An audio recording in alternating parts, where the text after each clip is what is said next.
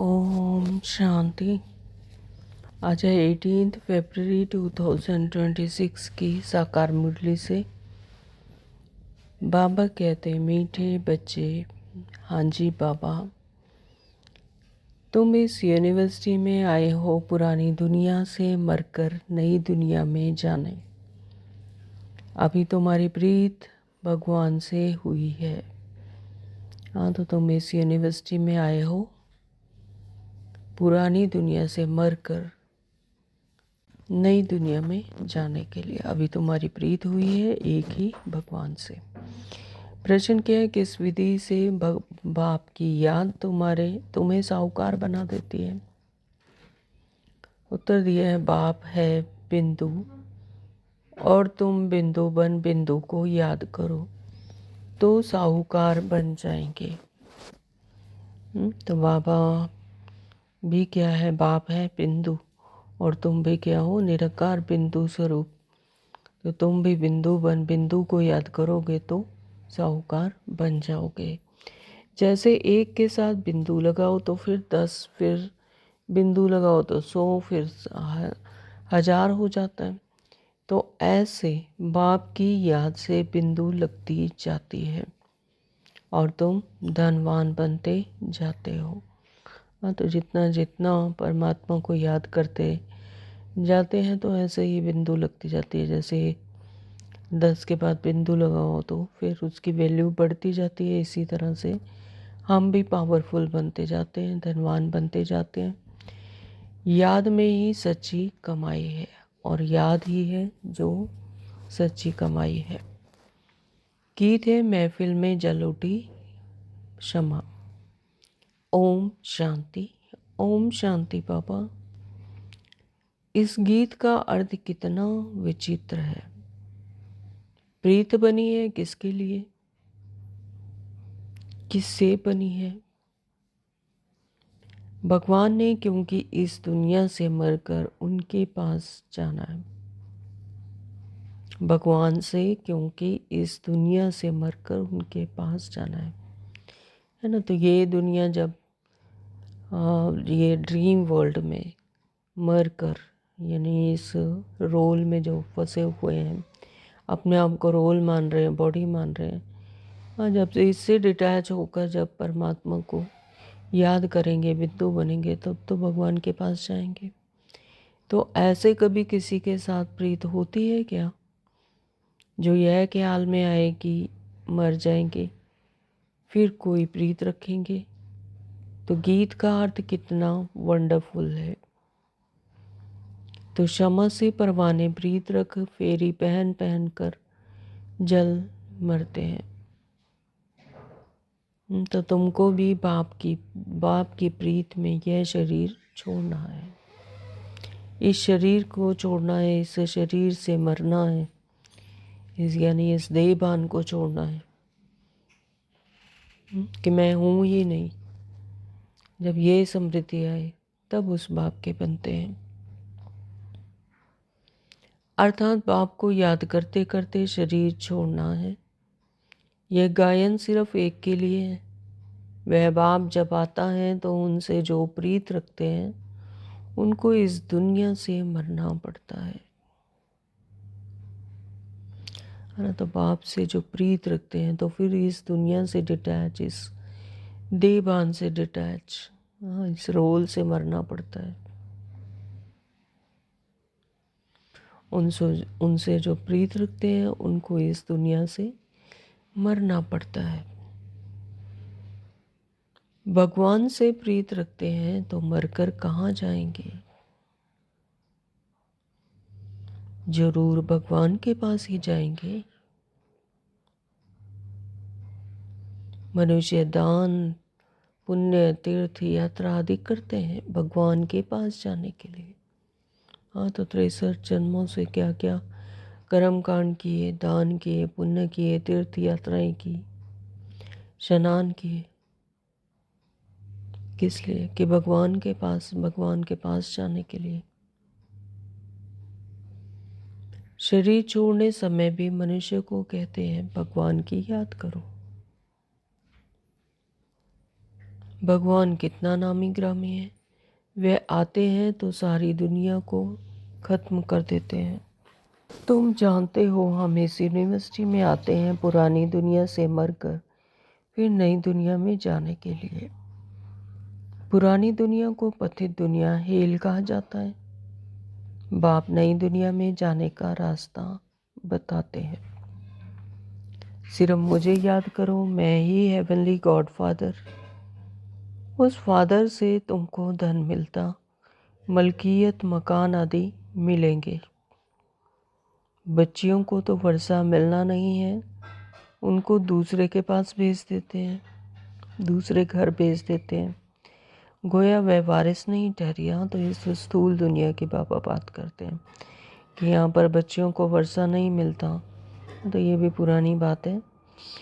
तो उनको दूसरे घर भेज देते हैं, गोया वह वारिस नहीं ठहरी। यह भगवान तो है सभी आत्माओं का बाप। इनके पास सबको आना है, कोई समय जरूर बाप आते हैं, सबको घर ले जाते हैं, क्योंकि नई दुनिया में बहुत थोड़े मनुष्य होते हैं। अभी नई दुनिया में बहुत है, नई दुनिया में मनुष्य थोड़े हैं और सुख भी बहुत होता है। दुनिया यानी सतयुग, सतयुग में उतने ही मनुष्य आते हैं जिनकी प्रारब्ध है, जिनकी ड्रामानुसार पुरुषार्थ अनुसार जिनकी प्रारब्ध है सतयुग की, तो उतने ही मनुष्य होते हैं, यानी थोड़े हैं, और सुख भी बहुत है। पुरानी दुनिया में बहुत मनुष्य हैं तो दुख भी बहुत है। ज्यों ज्यों दुनिया पुरानी होती जाती है तो सृष्टि चक्र का झाड़ जो है वो भी बढ़ता जाता है, तो फिर और आत्माएं इस सृष्टि पर उतरती रहती हैं, तो दुख भी बहुत है। नई दुनिया में मनुष्य भी थोड़े हैं और सुख भी बहुत होता है। बापू गांधी भी कहते थे पतित पावन आओ, तो सिर्फ उनको जानते नहीं थे, समझते भी हैं। पतित पावन परम पिता परमात्मा है, वही वर्ल्ड का लिबरेटर है। राम सीता को तो सारी दुनिया नहीं मानेगी, सारी दुनिया परमपिता परमात्मा को लिबरेटर गाइड मानती है। लिबरेट करते हैं दुख से, तो दुखों से, अज्ञानता से और अशांति से, दर्द से, इन सब से लिबरेट करते हैं। इस पुरानी दुनिया रावण राज्य में जो भरमार है, तो सारी दुनिया परमपिता परमात्मा को ही लिबरेटर गाइड मानती है और लिबरेटर कहते हैं, लिबरेट करते हैं दुख से। अच्छा, दुख देने वाला कौन? तो बाप तो दुख दे ना सके, तो परमात्मा को ही कह देते हैं दुख भी तेरा सुख भी तेरा। तो लेकिन बाबा क्या कहते हैं कि दुख तो बाबा दे ना सके, परमात्मा बाप तो दुख ना दे सके, क्योंकि वह तो पतित पावन है। पावन दुनिया सुख धाम में ले जाने वाला है, तो ना दुख कौन देता है? रावण विकार। तो पावन दुनिया सुख धाम में ले जाने वाला है। तो वो उस रूहानी बाप के रूहानी बच्चे, जैसा बाप वैसे बच्चे। लौकिक बाप के हैं लौकिक अर्थात जिस्मानी बच्चे। अभी तुम बच्चों को यह समझना है, हम आत्मा हैं, परम पिता परमात्मा हमको वर्षा देने आए हैं। हम उनके बच्चे बनेंगे तो स्वर्ग का वर्षा मिलेगा, जरूर मिलेगा। वह है ही स्वर्ग स्थापन करने वाला। हम स्टूडेंट हैं, यह भूलना नहीं चाहिए। बच्चों की बुद्धि में रहता है शिव बाबा मधुबन में मुरली बजाते हैं। वह काठ की मुरली तो यहाँ नहीं है। तो बच्चों ऐसे, कई बच्चों की बुद्धि में ऐसा रहता होगा कि शिव बाबा मधुबन में मुरली बजाते, लेकिन काठ की मुरली तो यहाँ नहीं है। श्री कृष्ण का डांस करना, मुरली बजाना, वह सब भक्ति मार्ग का है। तो मुरली क्या है? ज्ञान, सच्ची गीता। बाकी ज्ञान की मुरली तो शिव बाबा की ही बजाते हैं। तुम्हारे पास अच्छे अच्छे गीत बनाने वाले आएंगे। गीत अक्सर करके पुरुष ही बनाते हैं, तुमको ज्ञान के गीत ही गाने चाहिए जिससे शिव बाबा की याद आए। बाप कहते हैं मुझ अल्फ को याद करो। शिव को कहते हैं बिंदु। व्यापारी लोग बिंदु लिखेंगे तो कहेंगे शिव, है ना। तो जो व्यापारी हैं, ट्रेडर्स हैं, वो ऐसे कहते हैं एक शिव, दो शिव। बिंदु, शिव को कहते हैं बिंदु। एक के आगे बिंदु लिखो तो 10 हो जाएगा, फिर बिंदु लिखो तो 100 हो जाता है, फिर बिंदी लिखो तो 1000 हो जाएगा। यानी एक एक बिंदु बढ़ाते रहते हो तो उसकी वैल्यू 10 गुना और बढ़ जाती है। तो तुमको भी शिव को याद करना है। तो बाबा उसका सिंबॉलिकल बता रहे हैं कि इसी तरह से तुम भी अगर शिव को याद करते हो तो तुम्हारी भी कितनी बिंदियाँ लगती जाएंगी और तुम कितने साहूकार बन जाओगे। तो जितना शिव को याद करेंगे बिंदी बिंदी लगती जाएगी, यानी उतने पावरफुल बनते जाएंगे, पावर आती जाएगी। तुम आधा कल्प के लिए साहूकार बन जाते हो। आधा कल्प यानी सतयुग और त्रेता के लिए। वहाँ गरीब होता ही नहीं, सब सुखी रहते हैं। वहाँ पर आत्मा अपनी आत्मिक अवस्था में हाईएस्ट स्टेज पर होती है, तो वहाँ पर गरीब होता ही नहीं। ना तो वहाँ पर विकार है, ना दुख है। गरीब कब होते हैं? जब दुखी होते हैं, अज्ञानता होती है। तो वहाँ पर ना तो अज्ञानता है, ना ही दुख है। तो इसलिए वहाँ पर गरीब बाबा कहते हैं कि होता ही नहीं, ना विकार है, सब सुखी रहते हैं। सुख, शांति, आनंद, संपन्नता हर तरह की रहती है, विकार ही नहीं होते हैं। दुराचार, अनाचार ये सब नहीं होता है, अज्ञानता नहीं है। सोच रहा रहता है, क्योंकि आत्मा को अपने आत्मिक समृद्धि की रहती है, आत्मिक समृद्धि रहती है। बॉडी कॉन्शियसनेस में नहीं रहता है आत्मा, सोल कॉन्शियसनेस में रहती है। अपने कर्मेंद्रियों पर पूरा अधिकार होता है, कंट्रोल होता है, दुख का नाम नहीं। बाप की याद से विक्रम विनाश होते जाएंगे। तो जितना जितना परमात्मा की याद में रहेंगे उतना विक्रम विनाश होते जाएंगे। अभी 1 मिनट के साइलेंस में परमात्मा को याद करेंगे।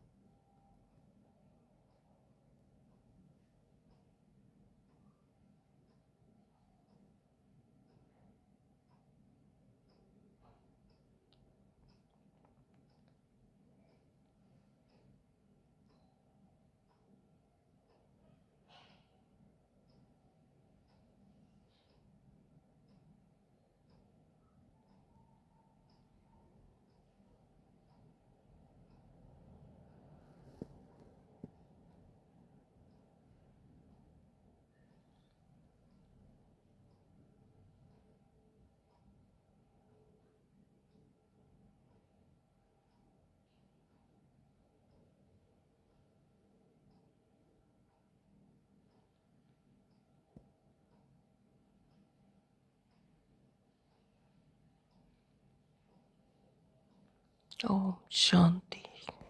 तुम बहुत धनवान बनेंगे।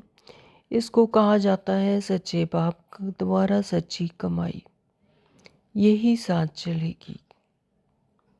तो जितना जितना परमात्मा की याद है, यही हमारी क्या है? सच्ची कमाई है, और यही साथ चलेगी, यही साथ चलेगी। और ये स्थूल धन, ये सब दुनियावी चीज़ें, वस्तुएं, है ना, महल माड़ियाँ, ये सब तो यहीं रह जाएंगी। लेकिन जो सच्ची याद है वो साथ चलेगी, वो आत्मा के साथ रहती है। तो मनुष्य सब खाली हाथ जाते हैं, तुमको भरतू हाथ जाना है। तो भरतू हाथ क्या है? परमात्मा की याद, अपनी आत्मिक अवस्था। बाप को याद करना है। बाप ने समझाया है प्योरिटी होगी तो पीस प्रॉस्पेरिटी मिलेगी।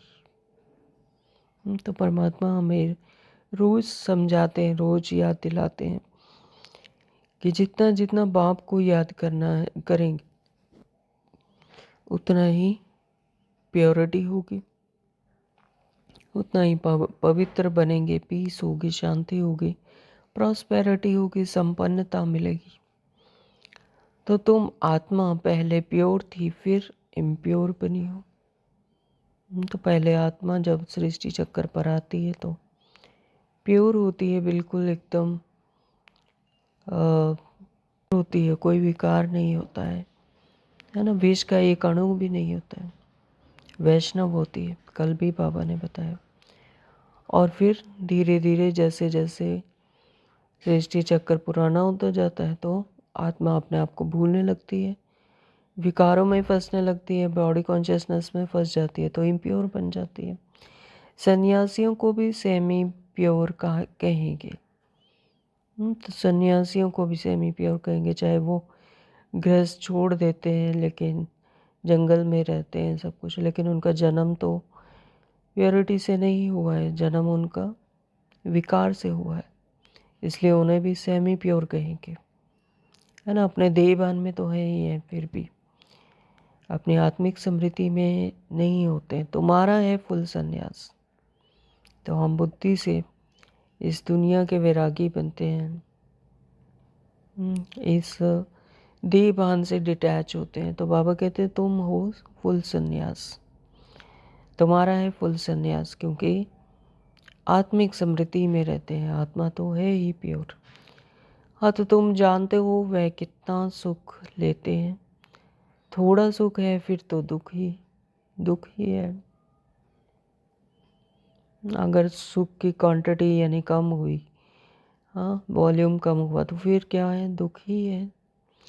आगे वे लोग सर्वव्यापी नहीं कहते थे, सर्वव्यापी कहने से गिरते जाते हैं। अनेक प्रकार के मेले लगते हैं क्योंकि आमदनी तो होती है ना, यह भी उन्हों का धंधा है।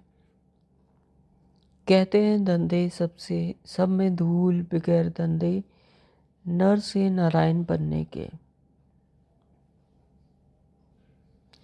यह धंधा कोई विरला करे, बाप का बनकर सब कुछ दे सहित बाप को दे देना है, क्योंकि तुम चाहते हो नया शरीर मिले। बाप कहते हैं तुम कृष्णपुरी में जा सकते हो, परंतु आत्मा जब तमो प्रधान से सतो प्रधान बने। श्री कृष्णपुरी में ऐसे नहीं कहेंगे। तो यहाँ पर आत्मा परमात्मा को बुलाते हैं कि नया शरीर मिले। बाप कहते हैं कि तुम कृष्णपुरी में जा सकते हो, परंतु आत्मा जब तमो प्रधान से सतो प्रधान बने। कंडीशन यही है कि सतो प्रधान बनना है। जब आत्मा अपने उच्चतम हाईएस्ट स्टेज पर, हाईएस्ट कॉन्शियसनेस में पहुंचती है, तभी नया शरीर मिले और कृष्णपुरी में जा सकते हैं। श्री कृष्णपुरी में ऐसे नहीं कहेंगे कि हमको पावन बनाओ, है ना, तो वहाँ तो पावन है ही, तो वहाँ ऐसे नहीं कहेंगे कि हमें पावन बनाओ। यहाँ सभी मनुष्य मात्र पुकारते हैं, हे लिबरेटर आओ। तो ये अवेयरनेस भी यहीं पर होती है कि है कोई शक्ति जो हमें पावन बनाती है, हमें इन दुखों से लिबरेट करती है, बचाती है। दुख हरता सुख करता कोई है जो हमें लिबरेट करते हैं। तो मनुष्य पुकारते हैं कि लिबरेटर आओ, इस पाप आत्माओं की दुनिया से हमको लिबरेट करो।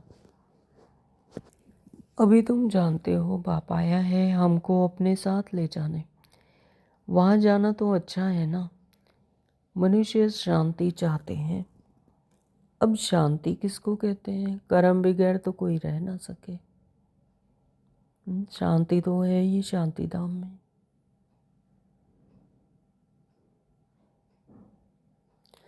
है ना। तो जब तक हलचल में है, जब तक चिरपुर होती है शरीर की, है ना, तो शरीर में जब आते हैं तो मन, बुद्धि, संस्कार सब जागृत हो जाते हैं, सब इमर्ज हो जाते हैं।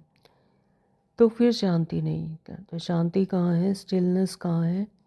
शांति धाम में, है ना। वहाँ पर शरीर नहीं होता, मन बुद्धि वहाँ पर संस्कार इमर्ज रूप में नहीं होते, मर्ज हो जाते हैं, तो वहाँ शांति रहती है। यहाँ तो कर्म बगैर तो कोई रह ना सके, शरीर में आए तो फिर चुरपुर शुरू यानी कर्म शुरू हो जाते हैं, और कर्म में आए तो फिर शांति कहाँ। तो शांति तो है ही शांति धाम में। हलचल हुई जब शरीर की चुरपुर शुरू हुई तो यानी जिंदा है, और जब प्लेन हो गए यानी कोई भी कर्म नहीं है तो फिर शांति में चले गए। फिर भी शरीर लेकर कर्म तो करना ही है। सतयुग में कर्म करते हुए भी शांति रहती है ना। सतयुग में कर्म करते हुए भी शांति रहती है। क्यों? क्योंकि आत्मा अपनी हाईएस्ट कॉन्शियसनेस में रहती है, उस कॉन्शियसनेस में रहती है, क्योंकि बॉडी कॉन्शियसनेस नहीं होती है, रोल कॉन्शियसनेस नहीं होती, अपनी आत्मिक कॉन्शियसनेस में रहती है, इसलिए शांति है ना। तो सतयुग में कर्म करते हुए भी शांति रहती है। अशांति में मनुष्य को दुख होता है, इसलिए कहते हैं शांति कैसे मिले। तो जहाँ अशांति है, हर एक मनुष्य क्या ढूंढ रहा है? शांति ढूंढ रहा है। तो अशांति में ही मनुष्य को दुख होता है, इसलिए कहते हैं शांति कैसे मिले। अभी तुम बच्चे जानते हो शांति धाम तो हमारा घर है। सतयुग में शांति भी है, सुख भी है, सब कुछ है। सुख और आनंद और संपन्नता ये सब है सतयुग में। शांति धाम में तो शांति ही है, वहाँ पर हमारा घर है, सत्य घर है, वहाँ पर स्टिलनेस में रहती है आत्मा, विश्राम करती है। सतयुग में सुख, शांति, आनंद, संपन्नता सब कुछ है। अब वह चाहिए या सिर्फ शांति चाहिए? हाँ तो दुख है, इसलिए पतित पावन बाप को यहाँ पुकारते हैं। भक्ति करते ही हैं भगवान से मिलने के लिए। तो जब आत्मा अपने आप को भूलने लगती है तो फिर द्वापर युग से द्वापर शुरू हो जाते हैं, ईर्ष्या द्वेष है ना, तो विकार शुरू हो जाते हैं, तो फिर भक्ति शुरू होती है। भगवान से भक्ति करते ही हैं भगवान से मिलने के लिए। तो भक्ति भी पहले अव्यभिचारी फिर व्यभिचारी होती है। तो पहले तो सिर्फ शिव की ही पूजा करते हैं, भक्ति करते हैं, फिर लेकिन व्यभिचारी होते हैं तो कई तरह के इष्ट देवी देवताओं की पूजा करते हैं, इसकी भी पूजा, उसकी भी पूजा, इसकी भी पूजा है ना। तत्वों, पांचों तत्वों की पूजा करना शुरू कर देते हैं, सूर्य की पूजा कर रहे हैं, धरती, आकाश, जल, वायु है ना, तो पांच तत्वों की भी पूजा करने लग जाते हैं। और यहाँ कलयुग के अंत में आते आते तो पेड़ पौधों की पूजा करते हैं, चौराहे की पूजा करते हैं, ऐसे ऐसे भी देखे गए हैं। पत्थरों की पूजा करते हैं, पत्थर ढिकरों की पूजा करते हैं।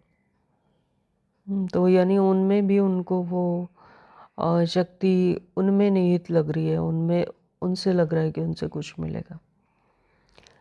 तो व्यभिचारी भक्ति में देखो क्या क्या करते हैं।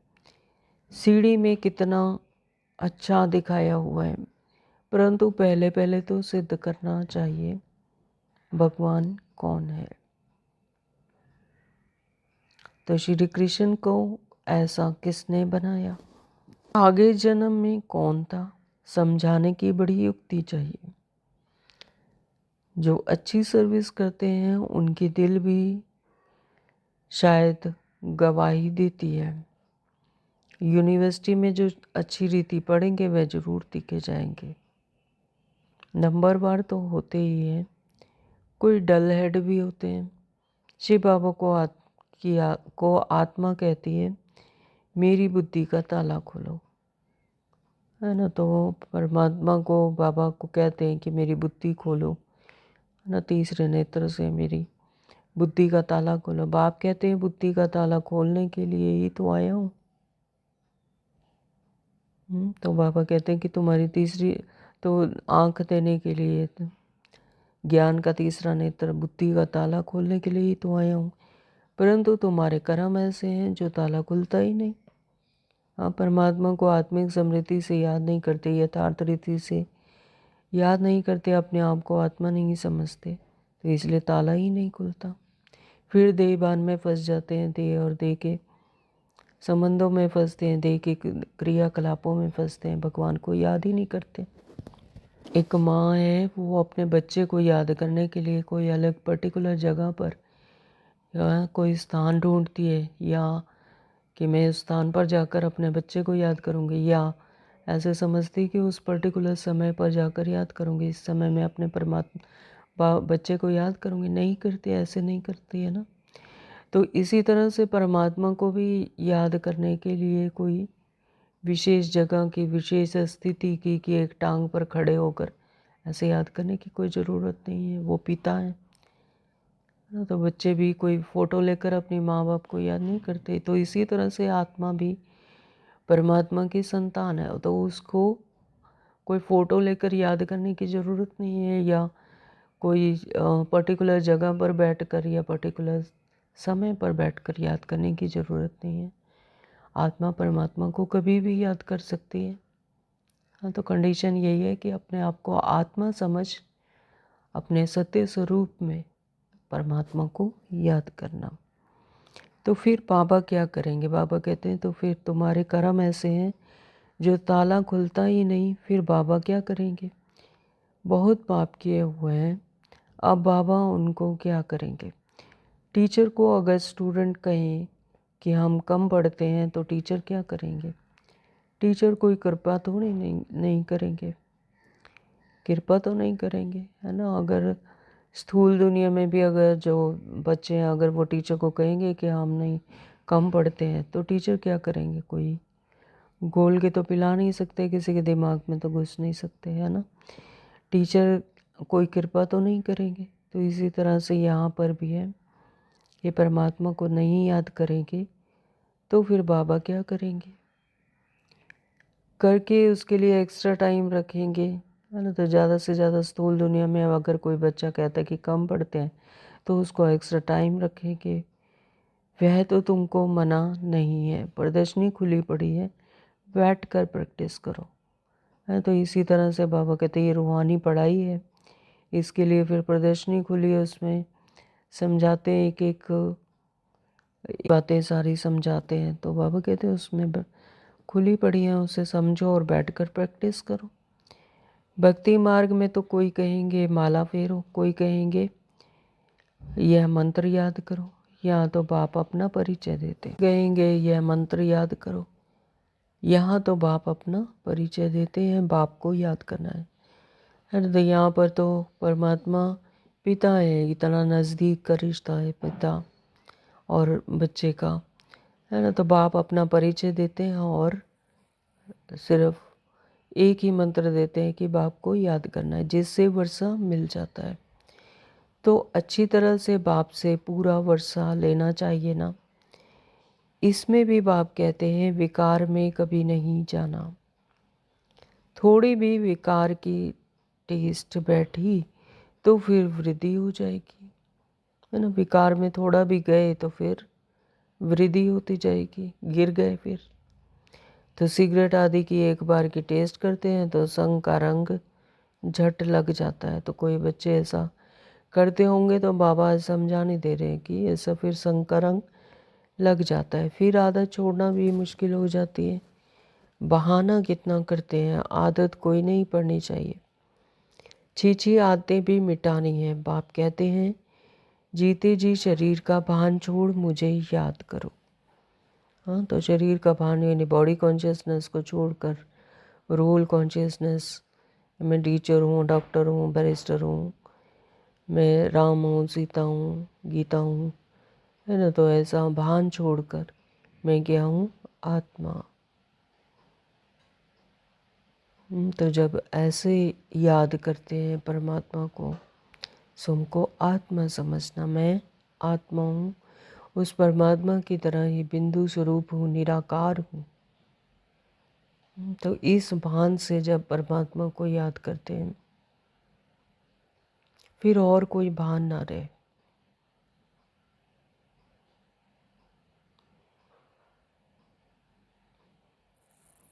तो शरीर का बांध छोड़, बाबा कहते मुझे याद करो। देवताओं को भोग हमेशा पवित्र ही लगाया जाता है, तो तुम भी पवित्र भोजन खाओ। आजकल तो सच्चा घी मिलता नहीं, तेल खाते हैं। वहाँ तेल होता नहीं। तो जो सच्चा सच्चा योगी है उसे भूख भी कम लगती है। तो और बाबा कहते हैं कि तुम पवित्र खाना खाओ, भोजन पवित्र खाओ, सिंपल भोजन, ज़्यादा घी ज़्यादा तेल ऐसा भी नहीं खाओ। तो उससे क्या होता है, उससे नेस्ती आती है, यानी उससे सुस्ती आती है, देह भान में ज़्यादा फंसते हैं। तो वहाँ तेल आदि होता नहीं। कहाँ? सतयुग में। यहाँ तो डेयरी में देखो प्योर घी रखा है, झूठा भी रखा है, दोनों पर लिखा हुआ है प्योर घी। दाम में फ़र्क पड़ जाता है।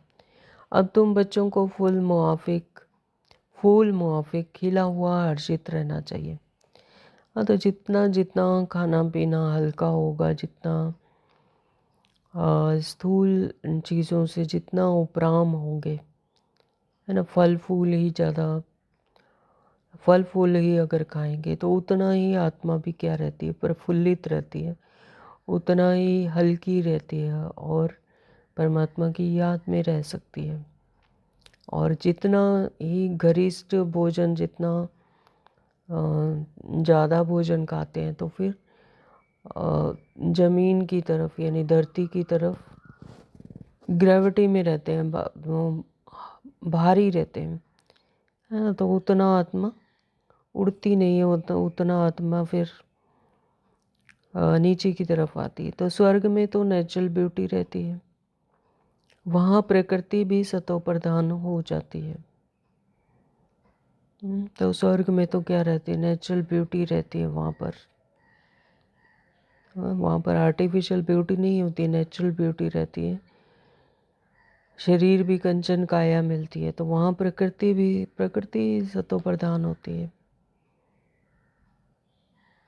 लक्ष्मी नारायण जैसी नेचुरल ब्यूटी यहाँ कोई बना ना सके। लक्ष्मी नारायण महात्मा के वो उच्चतम स्थिति, हाईएस्ट कॉन्शियसनेस, आत्मिक समृद्धि। तो ब्यूटी भी कैसी होगी, नेचुरल। ऐसा यहाँ कोई बना भी ना सके।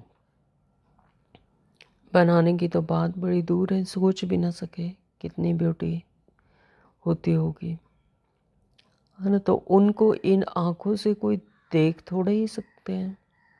हाँ, साक्षात्कार होता है, परंतु साक्षात्कार होने से कोई हूबहू चित्र बना थोड़ा ही सकेंगे। तो मतलब इन स्थूल आंखों से तो कोई देख भी ना सके।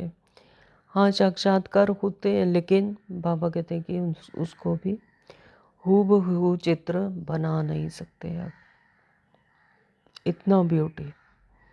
तो हाँ, कोई आर्टिस्ट को साक्षात्कार होता जाए तो उस समय बैठ बनाए, परंतु है बड़ा मुश्किल। तो उसे इस दुनिया में तो उसको इमेजिन भी नहीं कर सकते, उसे बना भी नहीं सकते। तो तुम बच्चों को बहुत नशा रहना चाहिए। अभी हमको बाबा लेने आया है, तो इस बात की बहुत खुशी होनी चाहिए कि परमात्मा पिता हमें स्वयं लेने के लिए आया है। बाप से हमको वर्षा, स्वर्ग का वर्षा मिलना है। अभी हमारे 84 जन्म पूरे हुए। ऐसे ऐसे ख्याल बुद्धि में रहने से खुशी होगी। तो जब ऐसे ऐसे ख्याल बुद्धि में आते हैं कि अब हम इस पुरानी दुनिया से नई दुनिया में, सतयुग में, सुख की दुनिया में जाने वाले हैं। हाँ, परमात्मा पिता हमें स्वयं लेने आए हुए, हमें स्वर्ग का वर्षा मिल रहा है। तो बाबा कहते हैं ऐसे ख्याल बुद्धि में रहने से खुशी होगी। विकार का जरा भी ख्याल नहीं आना चाहिए। बाप कहते हैं काम महाशत्रु है। द्रौपदी ने भी इसलिए पुकारा है ना, उनको कोई 5 पति नहीं थे, वह तो पुकारती थी कि हमको यह दुशासन नगन करते हैं, इससे बचाओ। फिर 5 पति कैसे हो सकते हैं?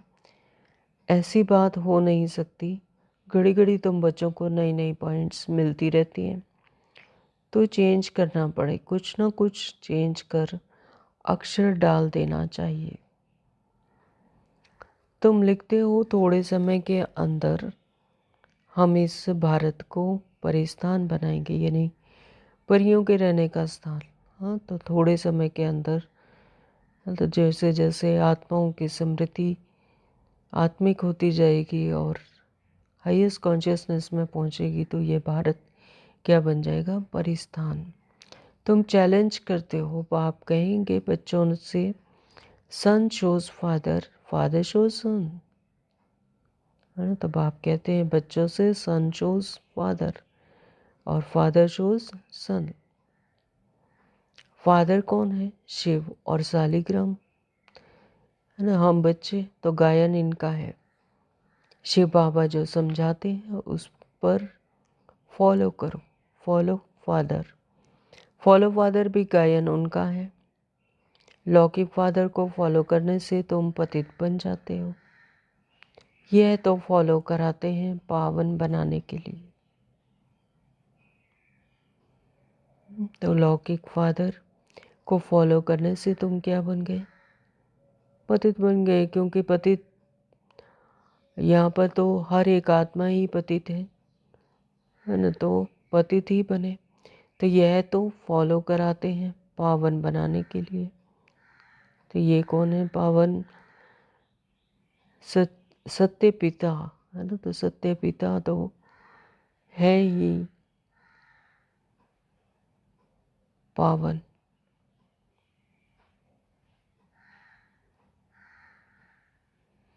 और पावन बनाने के लिए आए हैं, पवित्र है, पवित्रता का सागर है। फर्क है ना? बाप कहते हैं मीठे बच्चों, फॉलो कर पवित्र बनो।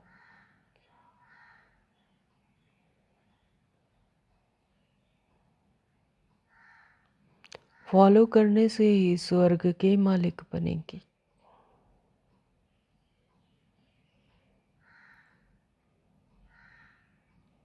तो जितना जितना पावन बनाने वाले पाप को फॉलो करेंगे, तो स्वर्ग के मालिक बनेंगे। लौकिक बाप को फॉलो करने से 63 जन्म तुम सीढ़ी नीचे उतरते हो। बॉडी कॉन्शियसनेस में जो लौकिक पिता हैं, तो वो भी आत्मा ही है, लेकिन देहिक भान में, देह भान में उनको फॉलो करने से तुम 63 जन्म सीढ़ी नीचे उतरते हो। अब बाप को फॉलो कर ऊपर चढ़ना है।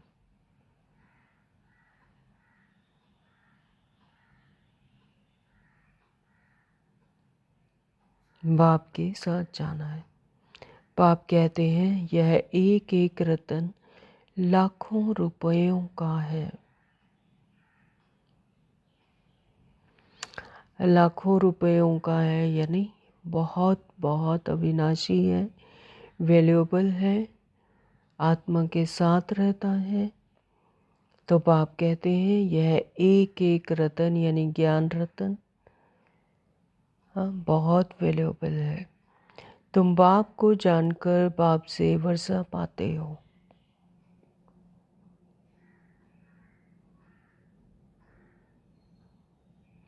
वह तो कहते हैं ब्रह्म में लीन हो जाएंगे,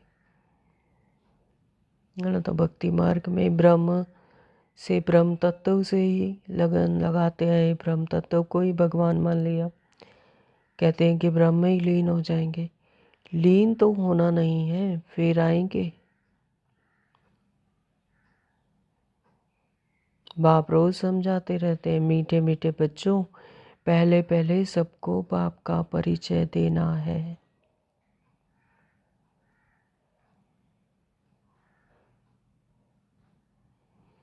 पारलौकिक बाप वर्षा देते हैं पावन बनाने का, इसलिए बेहद के बाप को कहते भी हैं पावन बनाओ। वह है पतित पावन। लौकिक बाप को पतित पावन नहीं कहेंगे।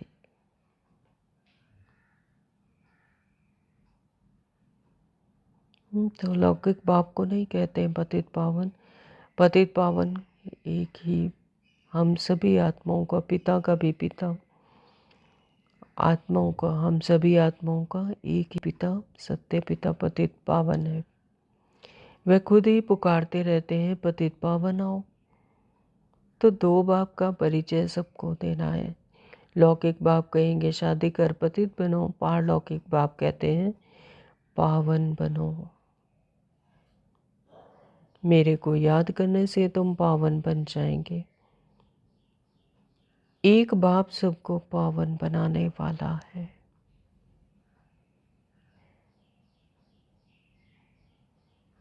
ये पॉइंट्स बहुत अच्छी हैं समझाने की। भिन्न भिन्न प्रकार के पॉइंट्स विचार सागर मंथन कर समझाते रहो। यह तुम्हारा ही धंधा हुआ। तुम हो ही पतितों को पावन बनाने वाले। तो कितनी बड़ी रिस्पॉन्सिबिलिटी दी है बाबा ने। तुम हो ही पतितों को पावन बनाने वाले। ये भी स्थूलता में है। करण करावनहार तो परमात्मा ही है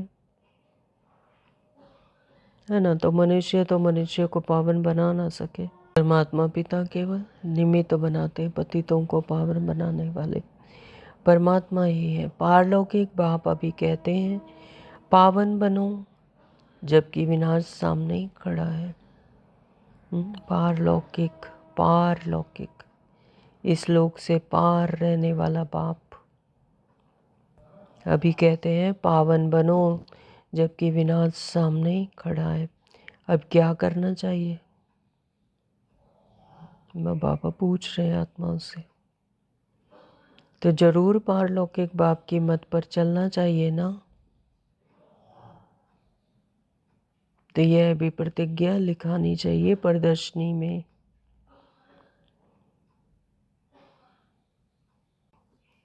पारलौकिक फादर को फॉलो करेंगे, पतित बनना छोड़ेंगे। लिखो, बाप से गारंटी लेते हैं। सारी बात है प्योरिटी की। तुम बच्चों को दिन रात खुशी होनी चाहिए। बाप हमको स्वर्ग का वर्षा दे रहे हैं। स्वर्ग यानी सुख की दुनिया, सतयुग। सुख ही सुख दे रहे हैं 21 जन्मों के लिए। तो रात दिन इसी खुशी में रहना चाहिए। अल्फ और बे बादशाही। अल्फ यानी परमात्मा बाबा, और बे यानी बादशाही, यानी सतयुग की दुनिया, सतयुग का राज्य भाग्य। तो अभी तुम समझते हो शिव जयंती माना ही भारत के स्वर्ग की जयंती। शिव जयंती यानी शिव परमात्मा ने आकर हमें हमारी जागृति दिलाई, हमें सत्य स्वरूप में ले गए। तो और भारत में स्वर्ग की जयंती यानी स्वर्ग की राज्य भाग्य का वर्षा। तो पिता आया तो वर्षा दिया, वर्षा मिला। गीता ही सर्वशास्त्रमयी शिरोमणि है। गीता को ही सर्वशास्त्रों की शिरोमणि कहा जाता है, सबसे श्रेष्ठ कहा जाता है। तो गीता माता, वर्षा तो बाप से ही मिलेगा। गीता का रचयिता है ही शिव बाबा। तो गीता का, सच्ची गीता का रचयिता भी कौन है? शिव बाबा। पारलौकिक बाप से पावन बनने का वर्षा मिलता है। अच्छा, मीठे मीठे सिखलते बच्चों प्रति माता पिता बाप दादा का याद प्यार, गुड मॉर्निंग। रूहानी बाप की रूहानी बच्चों को नमस्ते। हम रूहानी बच्चों के रूहानी बाप को नमस्ते जी, नमस्ते जी, नमस्ते जी। शुक्रिया मेरे मीठे बाबा, आपका बहुत बहुत दिल से शुक्रिया। धारणा के लिए मुख्य सार में नंबर 1 बाबा ने कहा, हम गॉडली स्टूडेंट्स हैं, यह सदैव स्मृति में रखना है। हम कौन है? रूहानी स्टूडेंट, गॉडली स्टूडेंट है। गॉड हमें पढ़ाते हैं, परमात्मा हमें पढ़ाते हैं, तो यह सदैव स्मृति में रखना है। कोई भी चीज़ी आदत नहीं डालनी है, उन्हें मिटाना है। विकार का जरा भी ख्याल नहीं आना चाहिए, है ना। विकार में अगर थोड़ा भी गए तो वो वृद्धि को पाता जाता है ना। तो बाबा कहते हैं उससे उपराम होना है, कोई भी चीज़ी आदत नहीं डालनी है, उसे मिटाना है। नंबर 2 बाबा ने कहा, जीते जी शरीर का भान भूल कर बाप को याद करना है। ये शरीर का भान भी ना आए कि मैं ये शरीर हूँ, ये देह हूँ, ये सब क्या है? ड्रीम वर्ल्ड है। ड्रीम वर्ल्ड के पार्ट हैं, रोल है। तो इसे भूलकर मेरा सत्य स्वरूप क्या है? आत्मा और सत्य पिता परमात्मा बाप। तो देह भान को भूलकर अपने सत्य पिता को याद करना है। भिन्न भिन्न पॉइंट्स विचार सागर मंथन कर पतितों को पावन बनाने का धंधा करना है। तो अलग अलग बाबा रोज़ न्यू न्यू पॉइंट बताते हैं, तो उसका विचार सागर मंथन कर पतितों को पावन बनाने का धंधा करना है। वरदान दिया बाबा ने, संतुष्टता के त्रिमूर्ति सर्टिफिकेट द्वारा सदा सफलता प्राप्त करने वाले उच्च पद के अधिकारी भव। संतुष्टता के त्रिमूर्ति सर्टिफिकेट द्वारा सदा सफलता प्राप्त करने वाले उच्च पद के अधिकारी भव। बाबा क्या कहते हैं? सदा सफल होने के लिए बाप और परिवार से ठीक कनेक्शन चाहिए। हर एक को 3 सर्टिफिकेट लेने हैं, एक बाप का, एक आपका और एक परिवार का। तो अपने आप से भी संतुष्ट, परमात्मा से संतुष्ट और परिवार से भी संतुष्ट। परिवार को संतुष्ट करने के लिए छोटी सी बात को याद रखो कि रिगार्ड देने का रिकॉर्ड निरंतर चलता रहे। रिगार्ड देने का रिकॉर्ड निरंतर चलता रहे। हर एक को रिगार्ड देना है, सम्मान देना है। इसमें निष्काम बनो, तो इसमें कोई भी आसक्ति नहीं, निष्काम, निस्वार्थ। तो बाप को संतुष्ट करने के लिए सच्चे बनो। तो बाप कब संतुष्ट होंगे? जब सच्चे सच्चे बनेंगे, सच्ची सच्ची पोता मेल देंगे बाबा को। और स्वयं से संतुष्ट रहने के लिए सदा श्रीमत की लकीर के अंदर रहो। तो जब श्रीमत पर चलते हैं, श्रीमत की लकीर के अंदर रहते हैं, तो फिर स्वयं से भी संतुष्ट। क्यों, क्या, कैसे, कोई क्वेश्चन नहीं आएगा। क्यों? क्योंकि श्रीमत की लकीर के अंदर है। तो ये 3 सर्टिफिकेट उच्च पद का अधिकारी बना देंगे। हाँ, तो संतुष्टता के 3 सर्टिफिकेट, त्रिमूर्ति सर्टिफिकेट, अपने आप से भी, बाप से भी और परिवार से भी। यही है साधन सदा सफलता प्राप्त करने और उच्च पद पाने के लिए। स्लोगन दिया, जो चित्र को ना देख चैतन्य और चरित्र को देखते हैं, वही श्रेष्ठ चरित्रवान है। तो जो चित्र को ना देख, देह को नहीं देखना है, चैतन्य को देखना है, आत्मा को देखना है और चरित्र को देखते हैं, तो वही श्रेष्ठ चरित्रवान है। ओम शांति। आज के अव्यक्त इशारे, एकता और विश्वास की विशेषता द्वारा सफलता संपन्न बनो। जैसे सर्व आत्माओं को ज्ञान की रोशनी देने के लिए सदैव शुभ भावना व कल्याण की भावना रखते हो,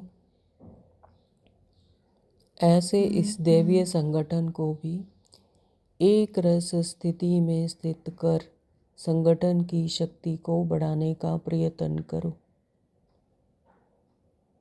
तो ये क्या है? दैवीय संगठन है। इसके प्रति भी ऐसे ही शुभ भावना, शुभ कल्याण की भावना हो। एक रस स्थिति में स्थित कर संगठन की शक्ति को बढ़ाने का प्रयत्न करो। तब आपके इस दैवीय संगठन के मुहूर्त में एकता और एक रस स्थिति का प्रत्यक्ष रूप में साक्षात्कार होगा। ओम शांति। Thank you Baba.